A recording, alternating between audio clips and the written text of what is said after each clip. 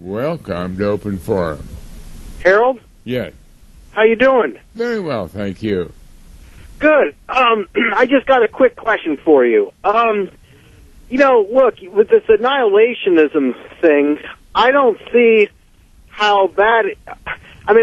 look at me. How does that prevent me from going out and living a life of total sin? Because, hey, I get annihilated, so nothing bad happens to me. I don't feel the pain, so why not go out and live a life of sin? Honestly, that's how I'm thinking. Life is way more than that. If you are living a wicked life, a life of sin, you have had many, many miserable days and nights. A life in this world has been miserable. You might, with alcohol and so, think that you are still make it into somewhat of a decent life, but fundamentally it's been a life of misery, and finally you die and you're gone forever, and your whole life has really been nothing. On the other hand, here is someone who is really trying to live a very decent life. They may have the wrong gospel, the wrong religion altogether, but they are trying to live very morally decent, and so on. And so in the passage of doing this, they're also obeying many of the rules of the Bible.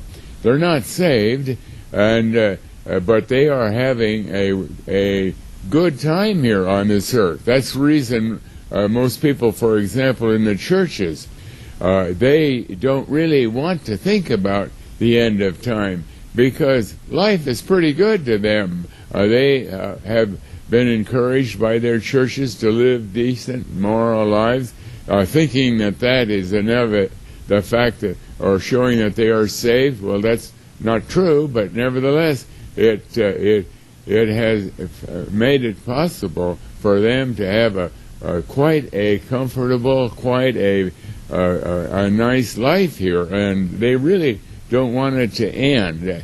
And but then finally it does end with death if they have not become saved. Well, now take your pick. Would you rather live miserably most of your life and always frightened and always depressed and so on as a result of it, and then die? Or would you rather live a life here that is quite comfortable and quite happy in many, many ways, with family and with friends and the good things, the sunshine that God provides and so on? Take your pick. There's a huge difference between those two. Well, okay. But sin is awfully pleasurable a lot of the time, don't you think? Hello? Well, sin can be pleasurable, but sin has a bite. We can hear someone who commits adultery, and a child is conceived, and now you can't hide it, and maybe you have to pay alimony or pay child support rather for that child, and that means that you're going to be short on money and yet you don't have a family and so on. There's all kinds of ugly consequences that follow up on sin. Sin is very deceitful. We think that sin is going to bring some kind of happiness, and maybe momentarily it does, but in the long run, sin brings its own disasters and its own unhappiness. All you have to do is talk to people who have come from a family where they have broken God's laws very extensively, and be able to listen to the messes that have been created in their life. No, sin does not. That is delusionary. That is absolutely deceptive. That sin is pleasurable. Mm-hmm. Well, all right, man. I guess I'll think about that. Thank you. But the fact is, you see, God, we have our standard of holiness. We have our standard of punishment.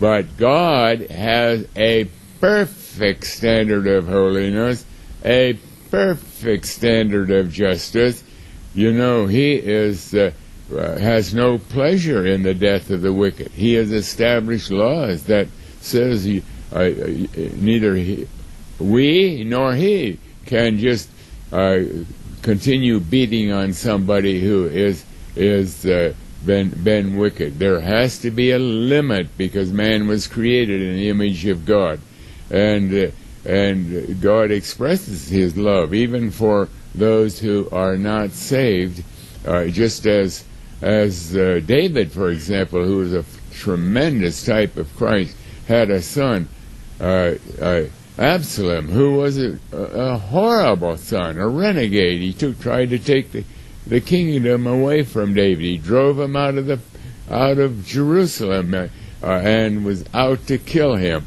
And when the soldiers of David fought with the soldiers of Absalom, and Absalom was killed, how does David react? Oh man, am I glad he was my son, but oh, what a black sheep he was. His good riddance. I'm so glad he's gone. No way. David is crying out, Absalom, Absalom, my son, Absalom. Would to God I had died instead of he. I mean, it's giving us a demonstration that God has no pleasure in the death of the wicked. So right. we are a lot more vicious because we're sinners. We're a lot more vicious in what we think is proper retribution for wrongdoing than God is. Yeah. Okay. Well, hey, before I sign off, I just want to say, if you are wrong about May 31st, 2011, you're going to come off as a major douchebag, okay? So you do know that, right? Thank you for calling and sharing. All right, see you, bye. Shall we take our next call, please? Welcome to Open Forum.